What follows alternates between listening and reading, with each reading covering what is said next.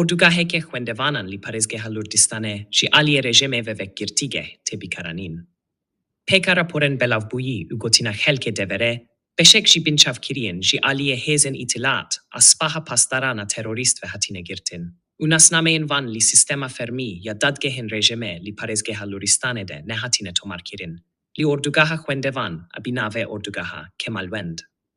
A bajarê Kuremabadê, ku li 5 kilometrîya rêya Kuremabad birojê de ye, hatîne ragirtin.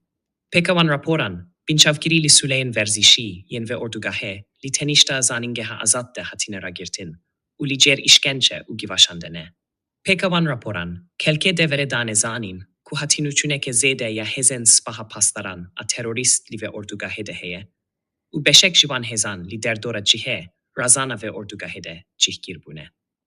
Eger hebûna girtîgehên nihêne birêjeyeke nexuya ji binçavkiriyên tomarnekirî li cîhên din de jî heye û rejîmê hejmareke zêde jî serhîlderan bêsirûşûn kirine û kedera wan nerohne.